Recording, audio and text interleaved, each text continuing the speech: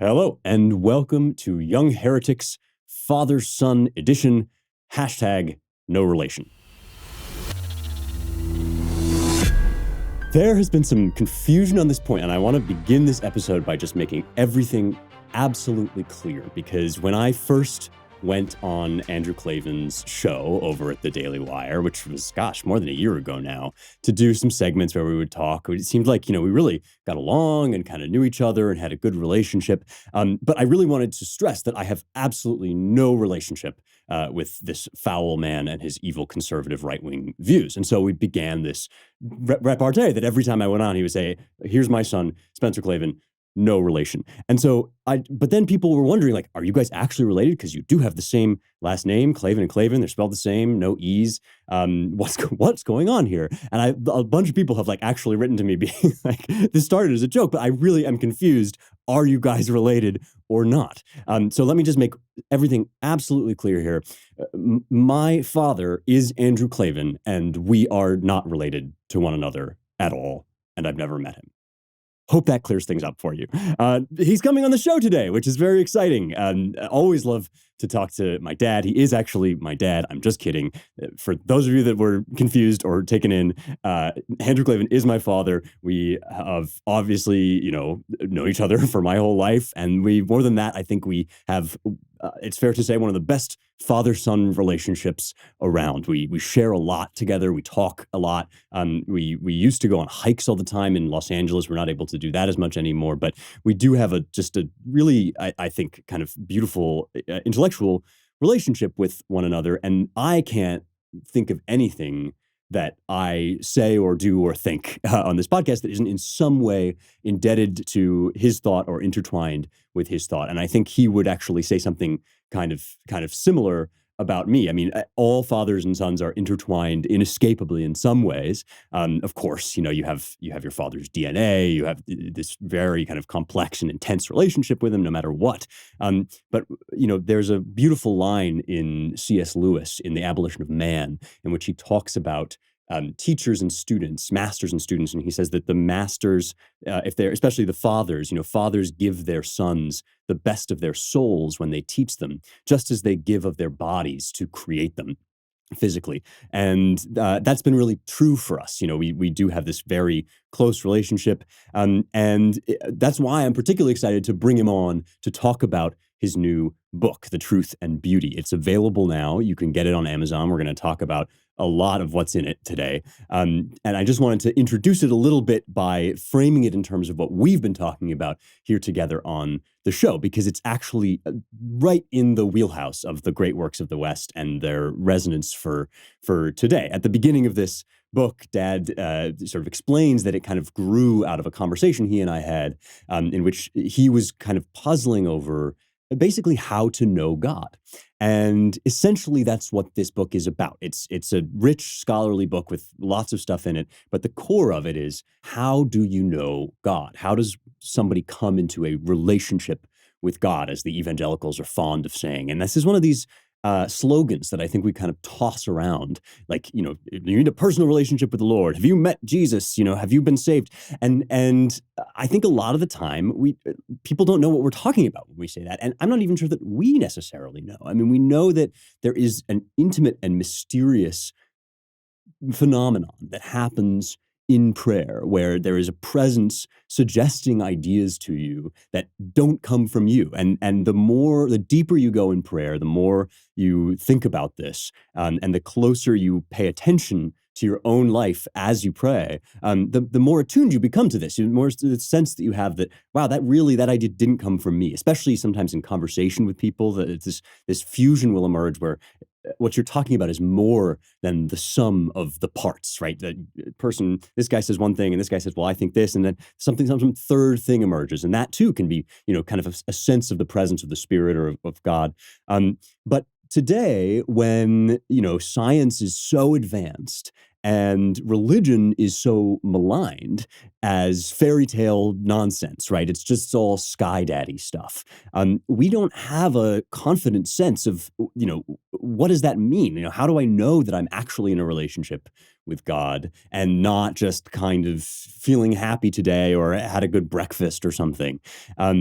And what Dad has done in this book, The Truth and Beauty, is he has written about the answer that came to that question during the real flowering and birth of science in the West. I'm thinking here especially about, the Enlightenment era and, some of the advancements that were already coming into being in philosophy. We've talked about Hume and Newton, right, in this podcast. And at that time, right, the world was starting to take on the character that it now has, the character of just sort of objectivity, right? This constant search for what are the facts, and this sense that people have where they say like, oh, that's just sort of your selective opinion, right? Like you think that painting is beautiful, but how do you know it's not? That's just your opinion, man. That's just subjective. And we are now in this position where we use the word subjective basically to mean arbitrary. We say, oh, that's just your subjective experience of the sunset, that it's beautiful, or that's just your subjective feeling that that the man who sacrifices himself for his brother is courageous, right? And what's so deadening about that is that it flattens out everything about human life that is most important, right? We're in this crazy world where the things that are most immediate to our senses are, things that we can see and smell and touch and measure scientifically, are somehow the only things that we can admit are real. And yet we know that everything meaningful and important to us happens beyond our senses, right? It happens in our physical experiences, but it goes beyond that, right? When you see a sunset, you don't just see light refracted through air. You don't even see the photons. What you see is color, right? And glory. And those things are what scientists, or rather philosophers, call qualia, which is a Latin word. It basically means what it is like. It's the qualitative experience of something. And one of the tasks that we have before us, I think, is recovering confidence in this sense that your loves, your memories, your desires, they may be broken. You may need to do some work to sort them out, but they're not arbitrary. They're subjective. They're part of your personal consciousness interacting with the objective world outside of you, right? And in that relationship, in that contact between your soul and the world outside, everything that matters exists, right? There's nothing, it doesn't matter that I walked up to person X and shook his hand at time Y. It only matters that we were making an agreement, right? That we were signing a contract that was going to be the peace treaty that would reign for the next 10 years, right? And all of the quality of that, the relief that would be involved in that experience, right? As I start to paint this picture for you, I'm having to talk artistically and metaphorically, right? About what that moment actually means. And basically this book, The Truth and Beauty, is about recovering that confidence that there is something out there that is more than just flesh and blood, more than just matter. And the something is actually in a relationship with us, that the heavens declare the glory of God, right? The world speaks back to us in the language of our own consciousness, which is the language of emotion and desire and memory and joy, right? And so just to begin to introduce, before I bring Dad on, I wanted to revisit some of the passages that we've been talking about that kind of frame this in the broader context of Western history, right? The show is the classical education that you didn't know you were missing. And one of the things that I'm always stressing is like, we've been here before, right? There have been these questions raised before. People are now so down on the Western canon that they don't know that we have these rich resources for talking about these things. And so I just wanted to remind you of some of the stuff we've been talking about, because we've visited this idea a lot now on the show. And one of the ways we've done it is in this idea of anamnesis, which is a Greek word, and it means basically recollection. Mimnesko, right, is the word in Greek for remembering. And so anything with the mne root in it is often about memory, right? Amnesia, for example. And anamnesis is the doctrine of recollection. And we get it a lot in Plato, somebody we visited a fair bit, right? Disciple of Socrates, writes these dialogues in the 4th century BC, kind of capturing what it was like to learn from Socrates. And one of the things that comes up again and again is this idea that when we perceive things in the world, when we perceive abstract ideals that are not just physical, but are kind of more than physical, like, one and two and virtue and goodness, right?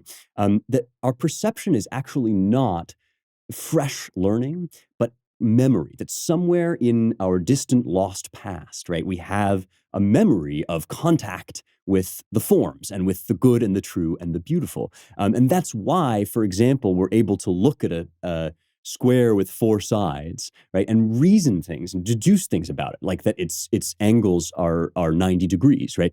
These weird things that we're able to do, where you call somebody who's never seen numbers before, right? Tribes in the middle of the complete isolation, desert, wilderness, right? You go to them and they have modes of counting and understanding that like 1 and 1 equals 2, right? Even though they've never read Euclid, like it's not something that you have to be taught in the sense of like, oh, I learned yesterday that Putin is attacking this country in Eastern Europe, right? It's something that you actually somehow dredge up out of your soul as some sort of lost contact that you have with the truth. It's very mysterious. Here's a passage from Plato's Meno. This is a dialogue in which he's talking about the recollection of virtue, finding virtue in the world. And Socrates is talking to this guy Meno. He says, "I have heard from certain wise men and women who spoke of things divine. I've heard of a glorious truth. Some of them were priests and priestesses who had studied how they might be able to give an explanation of what they did. There have been poets, too, who spoke about these things by inspiration, like Pindar and many others who were inspired. And they say, now pay attention and see whether their words are true. They say that the soul of man is immortal, and at one point has an end, which is called dying, and then at another time is born again, but it is never destroyed. And the moral is that a man always ought to live in perfect holiness. For in the 9th year, Persephone sends the souls of those from whom she has received the penalty of old crime back again from beneath the light to the sun above, and they are reborn, right? This is kind of this myth that we get also in the Republic of reincarnation and rebirth. But the point of it is cashed out now in this philosophical idea, right? The soul being immortal and having been born many times and having seen all things that exist, whether in this world or in the world below, has knowledge of them all. And it is no wonder that she should be able, that is, the soul should be able to call to remembrance all that she ever knew about virtue and about everything. For as all nature is alike and has kinship, the soul has learned all things, and there is no difficulty in her eliciting, or as men say, learning, out of a single recollection all the rest, if a man works hard and does not give up. This is the idea that you can build up from ideas that you have contact with just sort of innately, high abstract concepts. You can build out more and more. You can kind of unpack them into greater and greater truths. If I know, right, that my mother loves me, if I know my mother's love through experience, then gradually that love, like a mustard seed almost, right, like the kingdom of heaven, sort of can grow outward, and I can understand, oh, I recognize also the love of another mother for her child, and I see love between friends and love, between husband and wife, and gradually your concept of love expands outward from the place where you have contact with it. And it's very mysterious that you should be able to do this, because husbands and wives don't look like fathers and sons, right? Those are two totally different relationships. And yet we discern something true in each of them. And Plato says we must be remembering.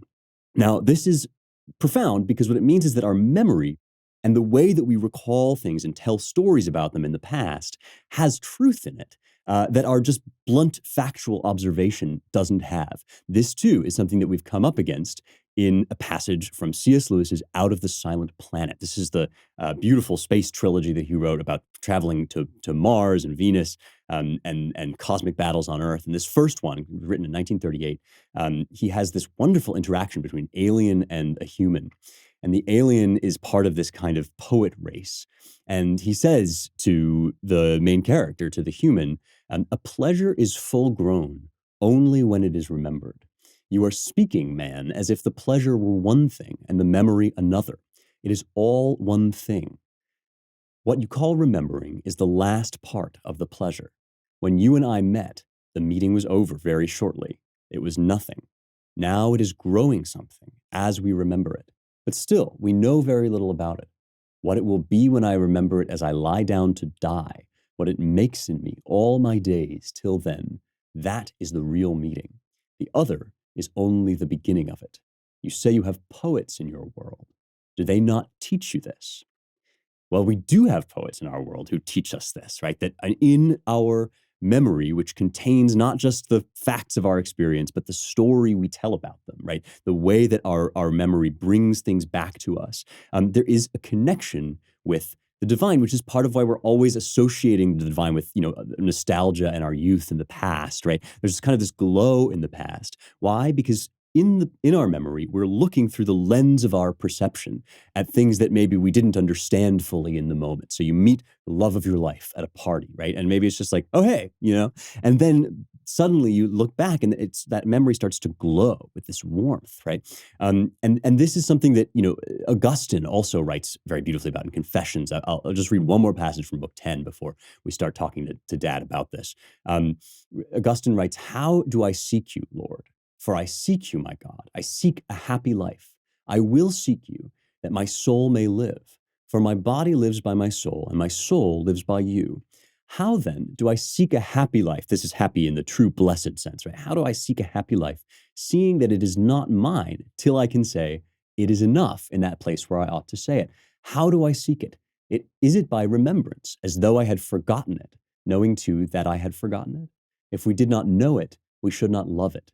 We hear the name, and we all acknowledge that we desire the thing, for we are not delighted with the sound only. For when a Greek hears it, spoken in Latin, he does not feel delighted, for he knows not what is spoken.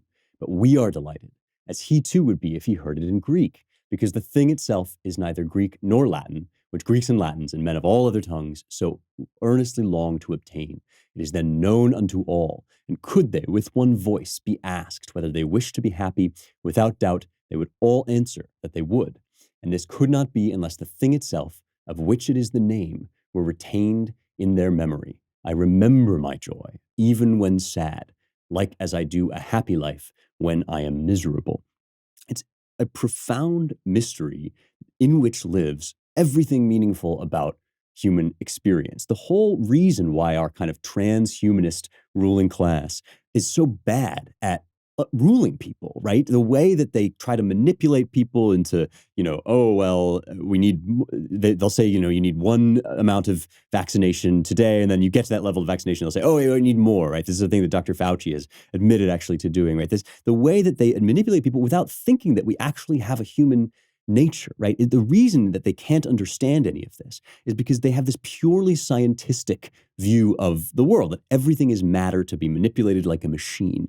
But in fact, the matter is just, as we've talked about again and again, right? It's just the material into which you shape, right? Which you shape into the form. And the form is the truth, right? The experience, the qualia, the memory, the desire, the joy, right? These things are actually more urgently real than just the bare material facts on the ground, because you're always experiencing them through the lens of your consciousness. There is no such thing actually as just like, quote unquote, purely objective experience. There's only experience mediated through the consciousness. Consciousness is in the image of God and is the co-creator with God of the fullest truth of reality. Now let's talk to Dad about The Truth and Beauty, his book, and how the Romantics kind of found this truth and tried to lead people back to God through recovering this sense that the human spirit has an intimate connection with the deepest truths of the world. I got to tell you, I have been hearing some great feedback recently about public goods, and I'm not surprised because they really do make high quality stuff that looks great in your kitchen, in your house, wherever. Packaging super clean and sleek, and that's a nice reflection of the fact that the stuff they make is also incredibly clean and well produced. It doesn't have like weird, gross chemicals or additives in it. I'm a health nut, so I pay attention to this stuff. They make all kinds of basics: coffee, toilet paper, shampoo, pet food, whatever. I have filled my kitchen sink with all of their dish soap and hand soap and everything. It's really great stuff. And as you all know, if you've been listening to the show, I cannot stop fiending on the chocolate covered almonds. They are my go-to snack. They're so good. And of course, my cat, Chad Cat, goes nuts for their freeze-dried duck nibs, which is just a delight to say. Freeze-dried duck nibs. Say it 10 times fast. I dare you. But the other amazing thing, and this is why you would be dumb not to do it, is that they're giving you an incredible deal for Young Heretics listeners when you go to publicgoods.com/heretics or use the code heretics at checkout. That's goods.com/heretics. You will get $15 off your first public goods order with no minimum purchase. That's $15 of free stuff. Publicgoods.com/heretics. Get anything you want, $15 off on me. All right, I'm reading my notes here. It says this next guest, this guy's name is Klaven. Is that correct? Dad. Hey. Andrew Klavan. Hi. Good to see you. How you doing? Welcome to the show. I thought I recognized you. I know. I can't believe this is episode 101 of Young Heretics. Congratulations. Well, thank you very much. But it's crazy that we haven't had you on. I think we were kind of saving it for this moment when your book came out, which is great that we now have this to talk about. I've been telling people to buy it on Amazon. Is that right? The Truth and Beauty? Yes. Where can they get it? Yeah, they can get it on Amazon, and if they pre-order it, it's really helpful if they order it on Amazon because it moves up the ranks. Some people have a problem with Amazon. They can go to Barnes & Noble and get it, but it is good for sales if it goes up the Amazon ranks. Okay, fair enough. Well, I mean, we ought to both destroy and colonize the enemy's medium, which exactly. is send them to Amazon, The Truth and Beauty. You really ought to buy this book. I've been explaining a little bit of what it's about. It's a truly beautiful work of scholarship, but also personal testimony and reflection, in some ways continuing your memoir about your coming to faith, coming to Christ, but also expanding that into this really rich analysis reading of the Romantic poets, the English poets, Wordsworth, Keats. There's a lot of Coleridge in there as well. And these are people that we've discussed on the show. It deals with a lot of themes we've discussed on the show. But I wanted just to start out by reading one of my favorite passages from the book so that folks can get a flavor for your argument here. You write, when we talk about life as a work of art, a story with a meaning, we're talking about metaphor, a comparison that conveys a truth. The kingdom of heaven is like a mustard seed. That's a metaphor. At its simplest, the metaphor tells us that the kingdom is a very small thing that can become a very great thing. But of course, once you start to think about it, the meaning of the metaphor is far vaster and more complex than that. You have to plant a seed, tend it. Once it grows, it attracts more life, the birds in the tree. The meaning goes on, deeper and deeper. It's a huge idea. You could think about it forever. If this weren't so, we wouldn't need to use a metaphor. We could simply say the kingdom is a very small thing, but it can become important. That just doesn't do the trick. We need the metaphor to convey and experience the full meaning. In some sense, all language is metaphor. The word love is not love itself. It's a small term we use to describe the vast experience. And since, as Hamlet teaches us, our lives are the language of the meaning of our lives are a metaphor. A metaphor has three parts: the object we are trying to describe, the term we use to describe it, and the idea that is conveyed when the two come together. In this, a metaphor is itself a metaphor for the Trinity. In the Trinity, the object we are trying to describe is God the Father. The term we use to describe it is Jesus the Son. And when we grasp that idea, we are filled with the Spirit. The Trinity is a fractal. It is the pattern of all creation that is repeated in every aspect of creation. Everywhere, in everything, there is always the object, the term, and the meaning. It's a beautiful idea, beautifully expressed. And I've been talking, before you came on, I talked a little bit about the fact that this is like everything that matters kind of takes place in this artistic world of perception, which we've totally erased from our official idea about reality, right? Everything now has to be scientifically provable or it doesn't exist. And this book is in some ways an antidote to that. And so I wanted to start out by asking you, why is it that the Romantic poets are the inroad for you to this idea, to recovering the metaphorical meaning of really all of life? Right. Well, it has a lot to do with what you just said about science, because this was a period when science was first exploding, really beginning to disprove some of the old superstitions, give people a new way of looking at things.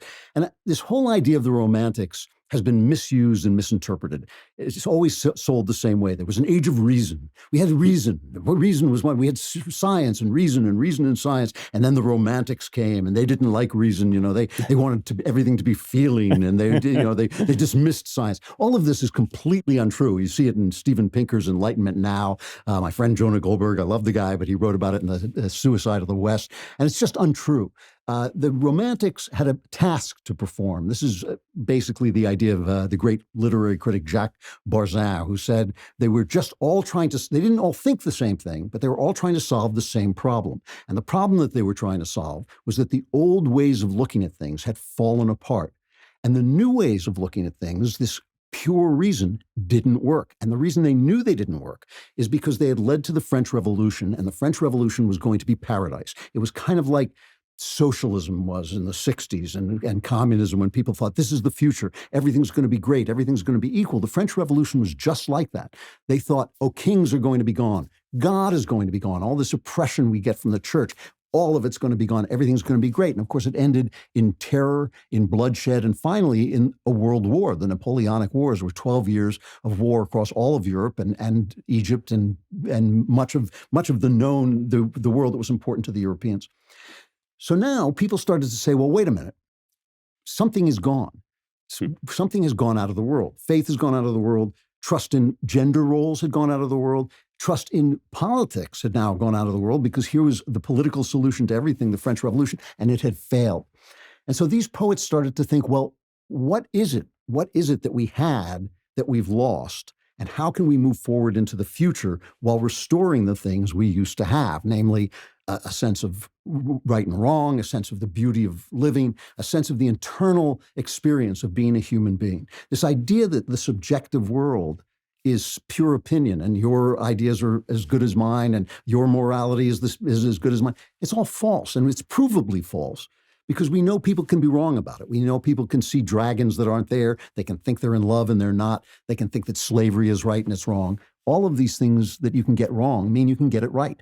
And that's what the Romantics were trying to remember. Like, if we're going to lose the church, if we're going to lose our old traditions, how are we going to know how to go forward into the future? And that's what they were thinking about. And it's what we're thinking about right now today as some of the old forms disappear again. Yeah, I mean, this is the famous, confusion to mathematics and to Newton, which was their toast, right, that they record. I think you talk about this in the book, which, as you say, has been sort of misread to mean, we just hate science. I heard the learned philosopher, and then I walked out and looked at the stars, and this sort of Walt Whitman, isn't it great that everything is kumbaya, man, and we don't need all that astrophysics.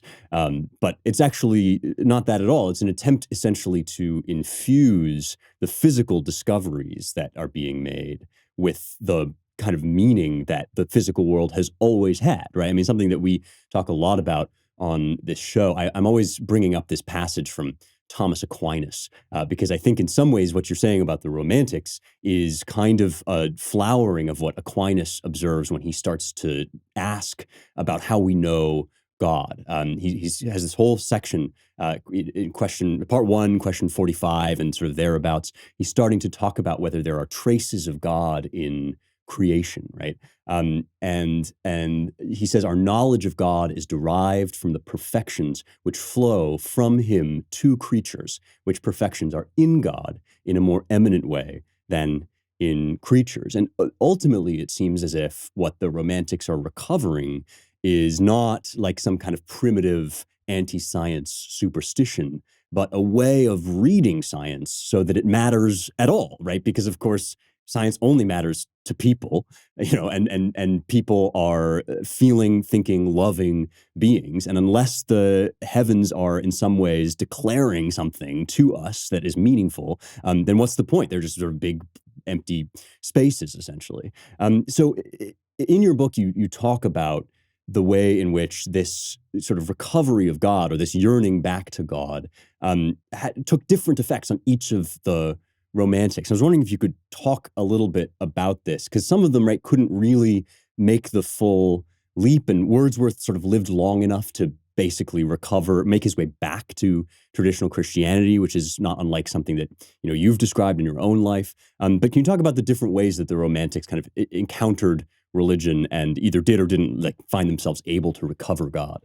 Yeah, absolutely. I mean, what you're talking about, Wordsworth said about science, they loved science, by the way. Wordsworth and Keats was scientifically trained. He was an apothecary, and he would describe reading as like seeing a new planet, swim into your ken. What Wordsworth complained about, he said, we murder to dissect. So in other words, in taking everything apart, we lose this internal experience of meaning, right? And all of that traces back to God. And the one who understood this is Coleridge. Coleridge is the guy, I use him, he's almost like a metaphor for the Holy Spirit, in that he was a broken man, a drug addict, and hysteric, a very troubled guy. but he was a genius. He was the greatest genius of the age, a mind that just knew everything there was to know. And he visited each one of the writers in this book, Keats and Wordsworth and Mary Shelley, who wrote Frankenstein, and he inspired them with his vision, because all he ever did was talk, and his talking changed everything.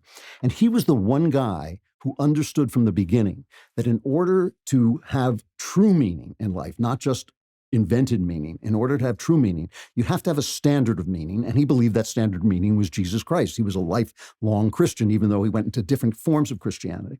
And so when he met Wordsworth, Wordsworth was struggling with Wordsworth had been a radical. He was terribly disappointed in the terror and the Napoleonic Wars. He realized that radicalism had failed. He didn't know where to go. He wanted to be a poet, but he couldn't find the way to be a poet. And one day, Coleridge shows up at his house, just shows up out of nowhere and comes in, and they start a year-long conversation, which leads to one of the greatest books of poetry ever written called Lyrical Ballads, which they wrote together.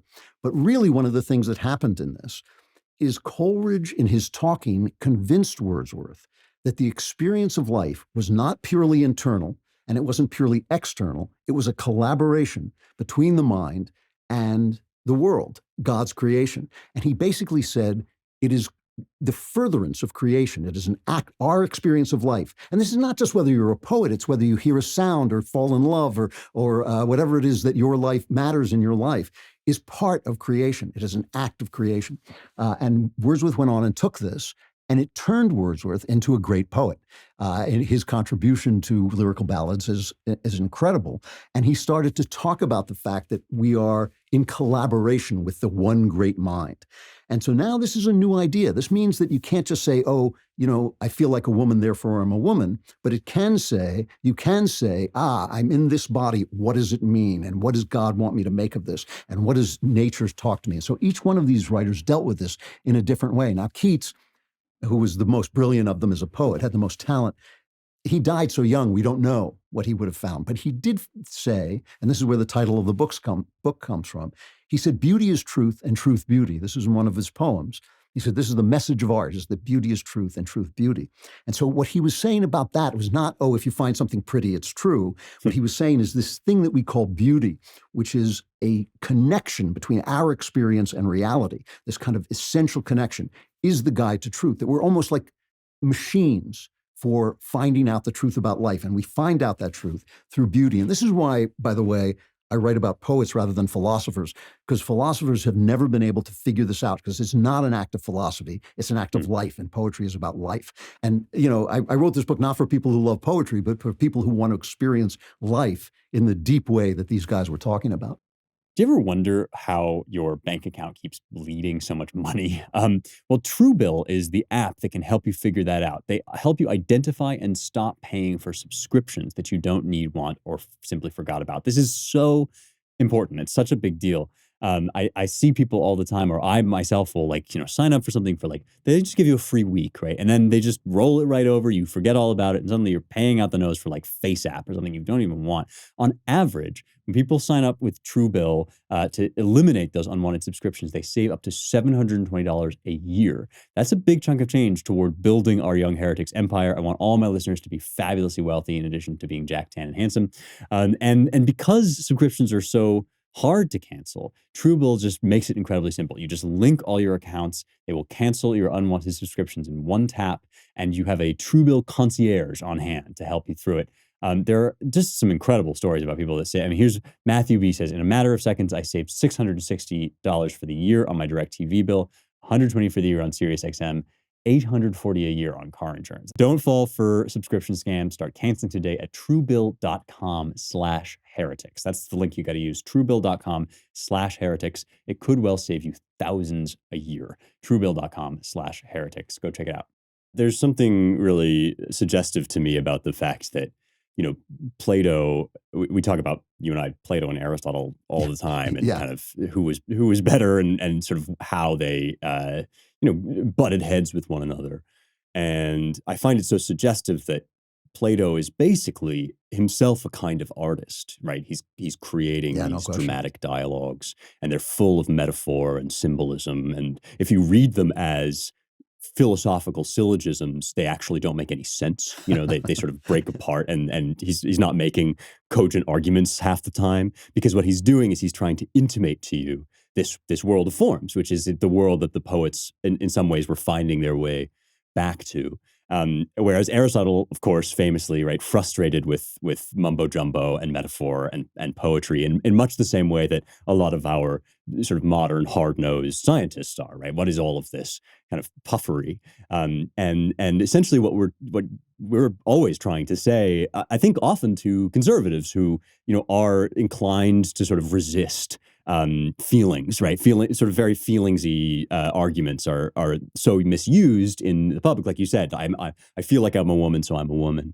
And conservatives therefore become allergic, I think, to acknowledging that this beauty is truth, beauty thing. It's like facts don't care about your feelings, but feelings are also facts, right? And if rightly interpreted, they can kind of point you toward some truth and reality about the world. The question I have for you next is like, why didn't any of this work? And I don't mean that it doesn't work philosophically or intellectually, but I do mean that, all of the catastrophes that you describe, Burke already, we was looking before the terror at the French Revolution and saw everything that was going to happen, understood that in this sort of hyper-rationalist philosophy was actually the seeds of barbarism.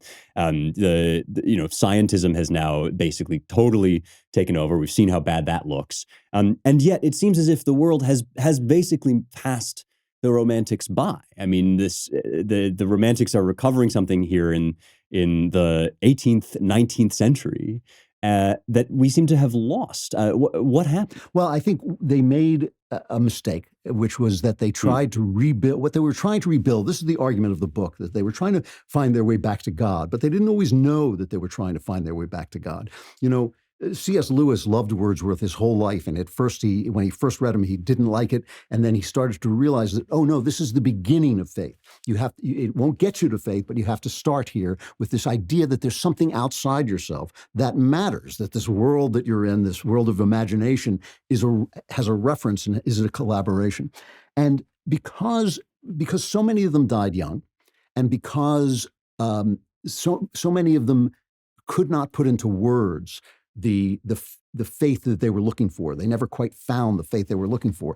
They never quite made the connection between what they had discovered and the basis that only Coleridge knew. And remember, Coleridge knew it because he was the smartest of them. He knew it because he was so brilliant. And he called Jesus Christ the sensorium, meaning the method of feeling life. And this is really important because I think a lot of the times when we talk about religion, we talk about being good. Jesus wants us to be good, so we don't go to get punished and go to hell, but instead get reward and go to heaven. And when you reread the Gospels, and this is part of what the book is about, when you reread the Gospels in terms of the Romantics, what you realize is that's only a preliminary. He wants to get stuff out of the way, get your sinfulness out of the way, so then you can begin to see and experience the world as it truly is. And Jesus says he wants the joy that's in him to be in you. That sounds a lot different to me than most of the Christianity I actually experience in life. It's very rare that we say, here is how to get the joy that is in God to be in you. And because they didn't quite make the connection, they moved up. It was like they went to the mountaintop, but they couldn't quite get into the promised land. It was easy to shunt them aside. Science is a great blessing, as they knew, and science is a very powerful thing, and matter is a very powerful thing. Pain and love and sex, these are all incredibly powerful things.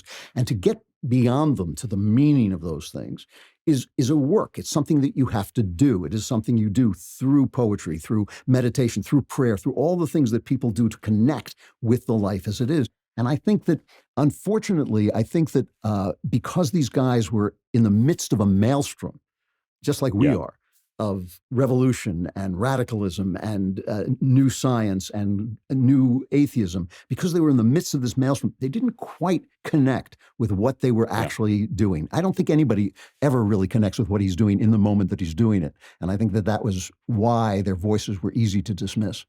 That's poignant, and I think probably True, and a reason to recover them now. I mean, perhaps that's the case that our crisis is the crisis of trying to, the owl of Athena flies at dusk, right? You look back and then you realize things that perhaps the romantics even themselves couldn't quite put together. This thing about the church is so key to me because I hear from people all the time who like understand that it doesn't work for there to be nothing greater than our own mind and conscience and consciousness, and who know that the world is not just a block of wood and or a hunk of meat to be moved around at will according to pleasure, and so who basically accept the necessity of an ultimate reality and the necessity of an ultimate reality being God. And I get all these messages from people who say, like on locals, like, yeah, I'm on board with all of that. But I cannot, for the life of me, make the leap from that kind of assent to any kind of emotional connection to the forms of the church. To when I go into church and I get lectured at, and I stand up and down and I cross myself and I do these things, right? In some ways, it seems like what you're saying is that Coleridge alone understood that sort of personal connection with the divine in nature is kind of the bridge between like, I know there's a God. Now, how do I find him in the sort of traditions of the church, if you see what I'm saying? I want to go back to answer this. I want to go back to what you were talking about, is this famous toast that they made where they said confusion to mathematics, and here's to Newton and confusion to mathematics. And they used Newton as the symbol of science, and they were making fun of Newton. And that grew out of a conversation about Newton's experiments with prisms and the rainbow. Now, Keats would have known this. Keats would have known about this. So he was joking. And Wordsworth probably would have known it as well, because what Newton discovered was that rainbows are real. The breaking up of light is a real phenomenon, but only the human eye can see them. Right. And each person has the experience of the rainbow unto himself. But nobody who experiences a rainbow sees a tractor trailer or sees, a grain of corn. What they see is a rainbow. And that's the symbol that Wordsworth uses. He writes a famous poem, "My heart leaps up when I behold a rainbow in the sky," because he realizes that this experience of the world that we're having is a continuation. It's the eighth day of creation, right? And so when you start to think about that, you start to think of that this life inside me, this rainbow that I see, this beautiful flower that I see, this love that I feel, is a reaction to reality. You're in interchange with something.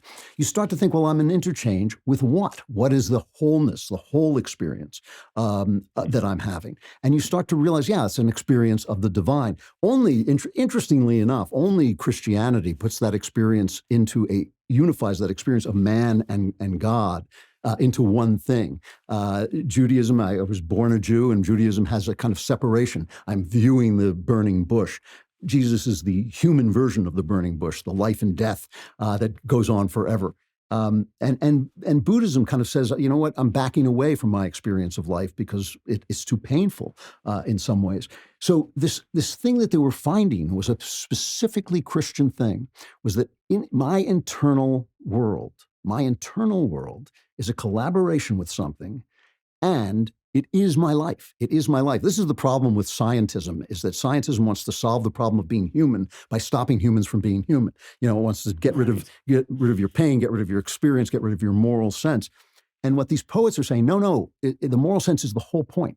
It's not that there shouldn't be science. It's that science doesn't work unless it's making you more human, not less. It's not that, many of them wanted to get rid of marriage and found out that really didn't work very well, especially for women, And so right. It was the fact that traditions were things that had been built up over time through the human experience of life. They were not to be discarded, even though we could advance. And that was Burke's great insight, that we could advance in keeping with our traditions.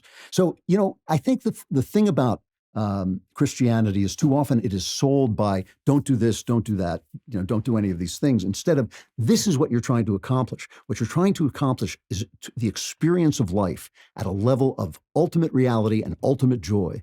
And yeah, there are things you can't do, if you want to experience that. Drunkenness is not going to help. Being untrue to your word is not going to help. Being unkind is not going to help. Hating people is not going to help. Once you get rid of all those things, that experience is there for you. And that experience of life as a conduit to meaning and holiness is there. And so really you should begin with what am I looking for, with the positive question of what am I looking for? And that's why I love these poets, because that's where they began, because they didn't have God to start with. I have been loving seeing that you guys are experiencing the Gold River Trading Company tea that I've been talking about. And I'm glad you like it because I love this stuff. It's really hard to find good tea stateside. I was in the UK for many years, both as a kid and then in grad school, and you get kind of addicted to a good civilized cup of tea. Americans get down on tea because of the Boston Tea Party and all that stuff. But this is a mistake. I mean, tea is like a true American drink when you really get down to it. The founders drank it. It's an excellent and civilized way to get a little kick in your day. Gold River Trading Company makes all sorts of awesome American products. They have the 1776 American breakfast blend. They have a gunpowder green tea, which is really good. I'm off caffeine for Lent, so I've been drinking their chamomile tea, which is also excellent. And they have a good deal, an excellent deal for Young Heretics listeners when you go to goldriverco.com and use the promo code Heretics, Heretics. You'll get 10% off when you go to goldriverco.com and use the promo code Heretics to get good tea even in America. Yes, it is possible. Yes, you should check it out. goldriverco.com. Use the promo code Heretics for 10% off. Yeah, I mean, do you think that there is an obstacle? I sense both in some of your descriptions of the early life of these poets and in the just world out there today.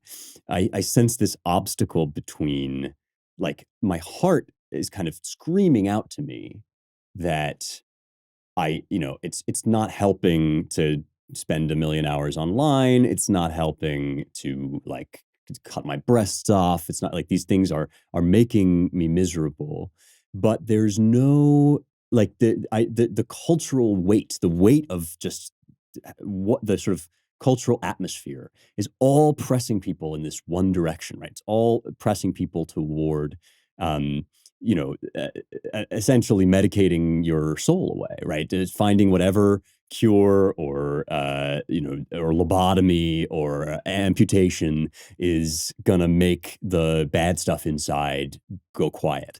And they sell it to us in all these different ways. Here's the metaverse, and now the world can be anything you want it to be. Or, here's hormone injections, and now you'll feel comfortable in your body finally.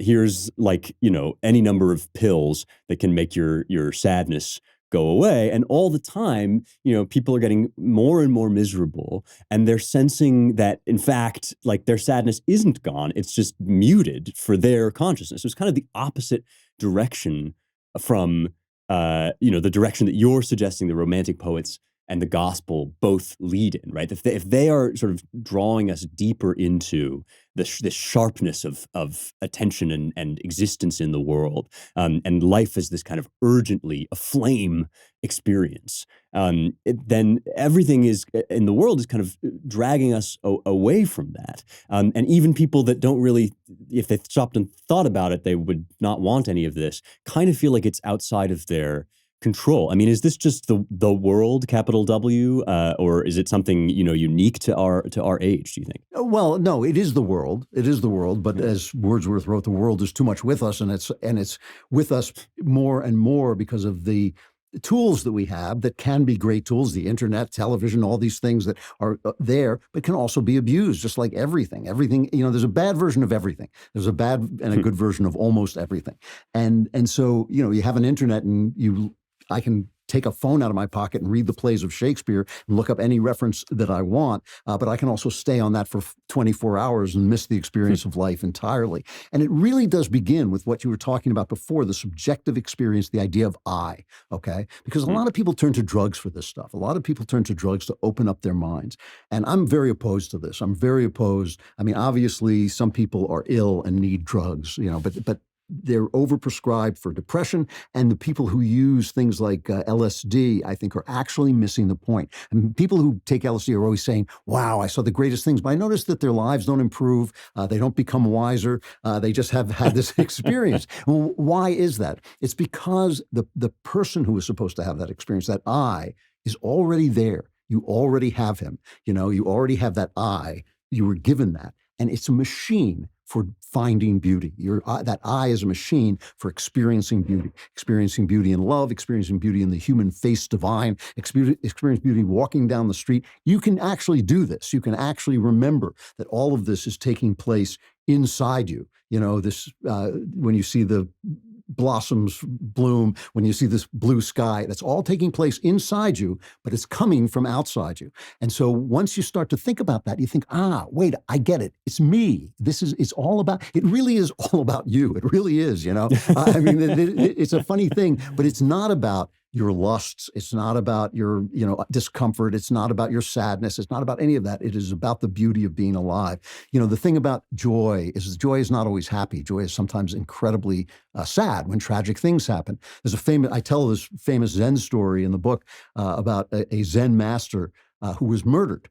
And the point of the story is you could hear him screaming 3 counties away. Well, why was that? Because he was experiencing life so intensely that even the bad things in life he experienced at this higher level. And that is kind of what we're going for. That's why people are taking drugs. It's why they're, taking antidepressants. It's why they're watching television all the time. It's that intensity of life that they're both afraid of, but also seeking. I do think that if you start from that, how can you even know what you're doing if you don't know why you're doing it? If you start with, that's what I'm looking for. I'm looking to live. I'm looking for life in abundance. I'm looking for the joy that is in God to be in me.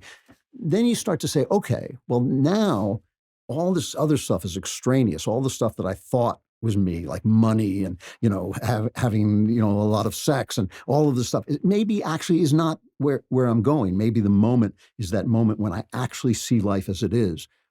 And clear my mind. And again, this is what all this poetry is about. It's to me what Christianity is about. It's a way of seeing. Wow. This is it's a great answer that sort of explains the connection between like ayahuasca and SSRIs, right? Yes. I mean, and like not to knock on. I'm not like particularly down on a little light, you drink a glass of wine in the evening, like it's the stuff of life, whatever. But this thing where, you're supposed to have your consciousness opened to a higher plane by some chemical input. It seems like putting the cart before the horse to me. Like whatever form that offering comes to you in, there is just a level on which, again, as you say, it's. And I kind of harp on this too with people. Like, it's not about scolding. It's about getting a distraction out of the way. In just the little time that remains, there's one last thing that I wanted to ask you about, which is this theme that kind of comes up in Wordsworth of memory. Because I've quoted this a bunch of times on the show, this ode on intimations of immortality from recollections of early childhood, right? Our birth is but a sleep and a forgetting. The soul that rises with us, our life star, hath had elsewhere its setting and cometh from afar, not in entire forgetfulness, and not in utter nakedness, but trailing clouds of glory do we come from God, who is our home. It kind of encapsulates a lot of what we've been talking about. And it also connects the Romantics and what they were doing to this long, long tradition of sensing that there must be something before our birth almost, that our souls have this kind of immortality to them that reaches back by telling stories about our lives, by kind of making, pictures and by just conveying not just, what happened at time X and time Y, but what it was like to be there, right? This is what Herodotus says when he opens his history, right? So that the color doesn't drain out of these experiences and these facts. And that's very different than like, I'm a sort of machine for recording information, but you're not. You're a machine essentially for colorizing the world, right? And I just wonder, like, this is something that again, people can get very antsy about, because it sounds like what you're saying as well. Even if I'm factually wrong, I have this kind of morally correct story about the world, right? Then the facts are wrong, but the narrative is right. But there's something that you're not quite saying that here, right? I mean, and it has to do, I think, with that relationship. You're in a relationship with the outside world. This collaboration. To get to it now, we could talk about memory for the next 15 shows, because memory is so important. But I think that the key thing about memory, especially from that the poem, that part of the poem that you read, is that memory teaches us that what is behind us is what is before us. The great symbol of this is the flaming sword that's put outside of Eden, so you can't go back. As Kierkegaard said, is a misquote, but he said basically life has to be lived forward, but it can only be understood backwards. So the thing that you're coming from is the thing that you're always looking for. That God who is our home is the home that's also ahead of us. And that this is the great mystery of memory. It's the mystery that Plato and St. Augustine, plumb, is the great mystery is that we put together our memory is our mind. And so our mind is going to be a narrative. It's going to be a story. But the ultimate revelation is beyond time. And so there's this moment when you experience things without any kind of time involved. And so that means that Jesus said you have to become as a child again to enter the kingdom of heaven. He didn't mean go backwards into your infancy. He meant go forward into a wisdom that is so deep that you are actually experiencing life with that kind of purity. And that's exactly what Wordsworth was missing when he wrote that poem. He was missing the purity he had as a child because he had this deep connection to nature as a child, which he lost as he grew older. And that's what his poetry is so often about. Memory just creates this tremendous mystery, the mystery of narrative, that is the story of our lives and is the way we experience ourselves and know ourselves. But it also tells us that we came from somewhere before narrative and are headed to somewhere after narrative, and that is the purpose of this story. And once you know the purpose of a story, as a storyteller, I can tell you, once you know the purpose of a story, you know how to get to the ending. You start to know what the story is about. And that's, I think, what these guys were starting to say. And it's Wordsworth, I think, especially dealing with memory, was basically trying to find out what is the story about? I've lost something that I had behind me. How can I get it back ahead of me? And I think Keats actually picked up that torch and wrote about this communication with beauty that comes through memory, through art, through nature, but is always lying ahead of you. It's always the thing that you're searching for. The story of these poets, and this is the story of these poets, it's not really as much their poetry, it's more their stories, is the story of all of our lives, and I think that what you're talking about is young people being dissuaded from this search or told that this search is something that they just make up. I'm just going to invent myself, instead of this collaboration with some beautiful creation that's already there, that makes them a part of creation, it makes them a branch of the vine of creation. That, I think, is where I think people are getting lost along the way. Yeah. And people sense that they're getting lost and really do actually not only need guidance, but are kind of reaching out for it, which is actually pretty heartening to me. There is a sort of black pill, white pill, silver lining in which, the worse this stuff gets, the more obvious it becomes that this is dehumanizing, that it's not going to work. And I think that this book is a major contribution to charting our way back, turning our sights back again toward Eden, the Eden that is ahead. So Truth and Beauty, it's on Amazon. You should go order it now. Andrew Klavan, no relation. It's so lovely for you to be on the show. I think we're going to have you stick around and we'll do a joint mailbag question. Oh, great. But okay. For now, thanks for the interview. What I love about The Spectator is that their main goal is quality analysis and quality writing. You have a lot of publications out there these days that you can tell that exist not to deliver to you the best thought available on a given topic, but to deliver some sort of party line, right? Or identity politics, just splashed in every possible area of life. The Spectator gets rid of all of that. They are the longest running magazine in the world, and they have been publishing really smart commentary on the war in Ukraine, the war in the ideological war in the classroom, inflation, cancel culture. The U.S. edition of The Spectator is newly ashore, and they are bringing that same high quality writing to their American version. And they have great reviews of books, travel, food, wine. Really a very sophisticated and civilized magazine. Some of the best names on the right for it: Douglas Murray, Christopher Caldwell, Lionel Shriver. Really, you name it, they've been in the Spectator. Right now, just for Young Heretics listeners, you can get 3 free months of the print magazine, which is a great deal, plus full digital access and a free Spectator hat.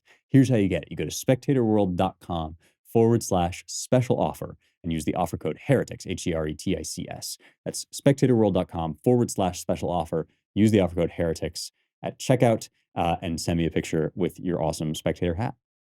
Great. So here's a special edition mailbag question. All mailbag questions, as always, come to me on locals. So if you are not a VIP, you are sadly cast into the exterior darkness of ignorance and unknowing. You'll just have to have your questions sit there in silence and be unanswered by either myself or, in this case, the creator of the multiverse himself, Lord of all things. And I gather from this mailbag question that you are also the founder of the Western canon. Ah, yes, of course.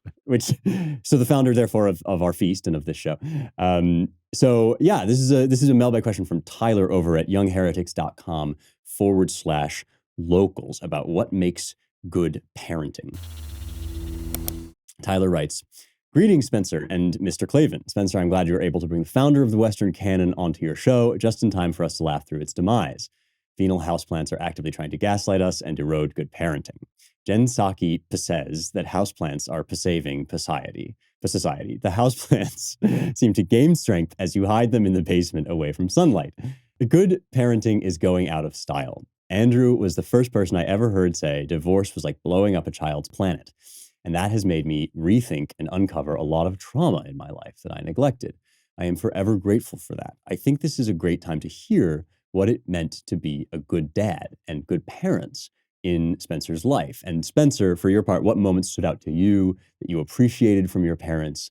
And what does bad parenting look like when it's not overly abusive? So a lot of stuff in there, but basically, in the age of no-fault divorce, in the age of fatherlessness and just general kind of confusion, what does good parenting look like? Yeah, I'm embarrassed to ask that question in your presence, since you disprove the fact that I'm going to fact check.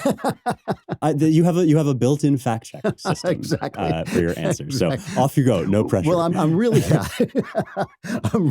I'm really glad he mentioned the divorce thing, because that to me is first and foremost. And one of the worst things that divorced people say, and especially when they say it to their children, is "we'll still be a family." No, you won't. You have destroyed the family that was the earth on which the planet on which this child walked. It is a terrible, terrible thing to do. I understand that there are moments when it is the only thing to do, but those moments are much, much rarer than people think. So as you know, was fortunate in having married your mother, which only the biggest fool, even I was not a big enough fool to divorce your mother, because she is the most wonderful person on the planet. So that made it easy. But that is the first thing. I think that's my answer to what makes good parenting. Yeah, exactly. Marry mom. People always ask me, what's the secret of a good marriage? I say, you got to marry my wife, and too late. Yeah, exactly. But no, I do think that really matters. The relationship between your mother and father establish the idea of what love looks like. If you're constantly screaming at each other, if you're not just basically polite, I think that is a basic thing. But then, of course, the other thing, and this is something that many people misunderstand, but it is true, that each of us knows this when he thinks about it. Each of us was made to be somebody. Each of us was made to be a person. And each of us falls short of that every day, but we always can be moving toward it. And when we move toward it, we are happy. And when we are not moving toward it, we are not happy. And when you understand that your child is not there for you. He is there for him. He is there to become the person that God made him to be. And obviously, there are important things that you have to teach. You have to teach honesty. You have to teach authenticity. You have to teach integrity. And you have to try your best to demonstrate those things and admit your failures when you don't. But mostly what you're trying to do is you're trying to let that child become himself without killing himself. In other words, you want the child to be brave, but you don't want him to jump out of a plane without a parachute. This is basically that. But you also want the child to discover himself. And in order to do that, he's got to live in a world that is loving and stable, but also has room to move, because he's going to have to experiment. He's going to have to make mistakes. He's going to have to go down roads and find dead ends and all those things. And so it really is understanding, I think, that the child, there's so many ways that people put this that sounds sentimental and awful to me, and yet are true, which is the child is given to you, by God, and belongs to God, and is trying to find his way to that person that God made him to be. But you can be an instrument in helping him do that. And again, as we were talking about religion clearing stuff out of the way, that to me is what you're trying to do. Don't lie, not because it's naughty to lie, but don't lie because it separates you from yourself, and that's, I think, what you're looking for. Yeah, one of the non-cringe ways of saying this that I've always loved. Unfortunately, I forget who came up with this, but the Bible talks about children as arrows in your quiver, Mm. right? And somebody pointed out that means they have a trajectory, right? Arrows are designed to move in a certain way, and so you don't have complete. You can contort that. You can shoot an arrow into the ground, but in fact, there is a target, Yeah. and part of your job as the archer is to shoot toward the target, or to direct the child toward the target.